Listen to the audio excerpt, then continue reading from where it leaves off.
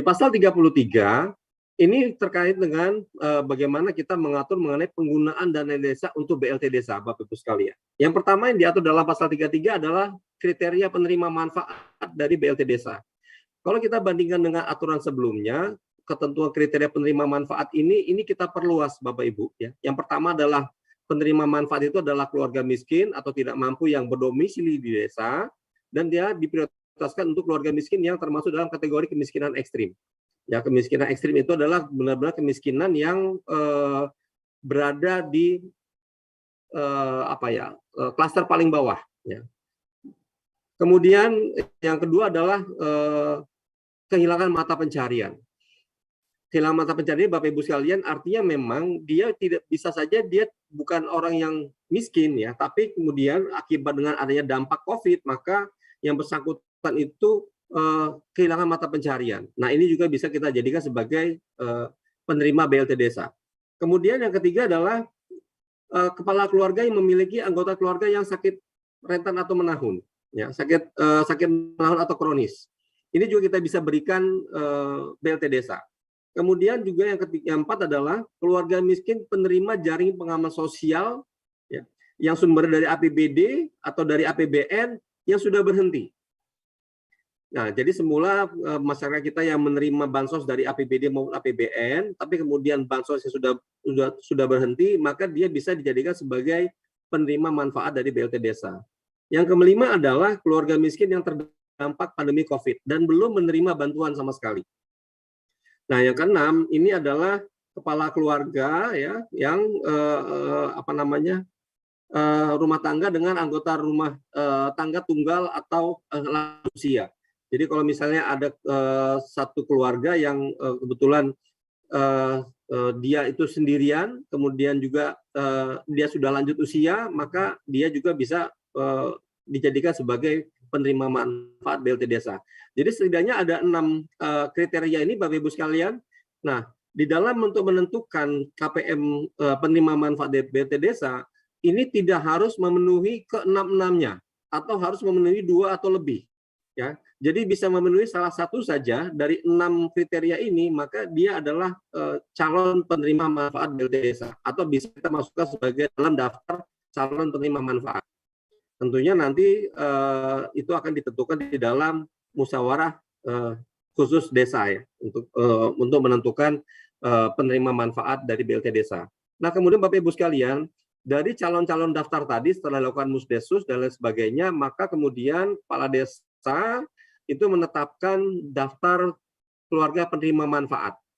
Nah, nanti produknya Bapak Ibu sekalian bisa dalam bentuk perkades ataupun bisa dalam bentuk keputusan kepala desa. Ya, jadi sekarang kita tidak lagi mengikat harus perkades atau harus keputusan ya. Bisa kedua-duanya.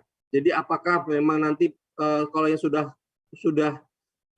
terbit perkadesnya atau sudah jadi perkadesnya, silakan bisa menggunakan perkades, atau kalau misalnya nanti kepala desa bilang saya mau pakai keputusan saja, silakan saja, nggak apa-apa. Kita perbolehkan untuk menggunakan keputusan kepala desa. Tetapi setidaknya perkades atau keputusan tadi itu harus memuat nama dan alamat penerima manfaat. Ya. Kita sebutnya itu by name, by address.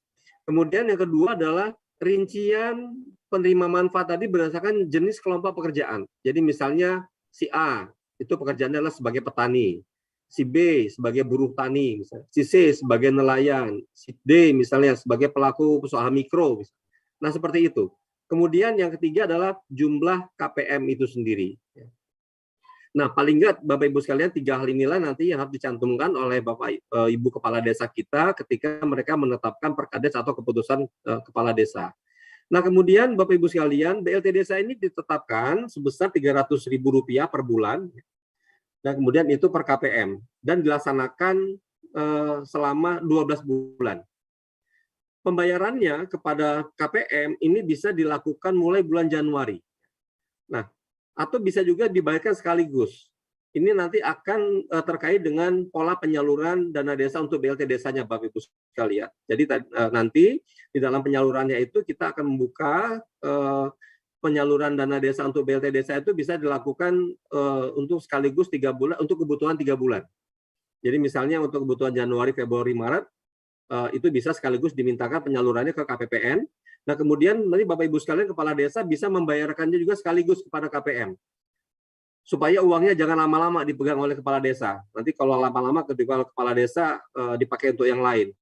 Sehingga nanti uang untuk BLT-nya malah kepakai untuk yang lain. Nah, ini kita hindari sehingga kita bolehkan dibayarkan kepada KPM sekaligus 3 bulan. Nah, ketentuan-ketentuan lainnya Bapak Ibu sekalian, kalau terjadi ada penghentian pembayaran BLT desa karena KPM-nya tidak ada atau meninggal dunia atau pindah gitu ya, maka kepala desa wajib untuk mencari penggantinya. Kecuali kalau untuk yang meninggal dunia maka itu jatuh ke ahli warisnya. Bukan dihentikan pembayaran KPM BLT-nya, tapi pembayarannya diberikan kepada ahli waris dari yang KPM yang meninggal tadi. Nah, kemudian Bapak Ibu sekalian, pendataan untuk KPM ini kita harapkan bisa dilakukan sejak awal di bulan Januari ini, sehingga nanti untuk perekaman jumlah KPM-nya bisa dilakukan secepatnya, sehingga nanti penyaluran dana desa juga bisa lebih cepat. Ini yang kita atur di dalam pasal 33 terkait dengan penggunaan untuk dana desa untuk BLT desa, Bapak Ibu sekalian. Next.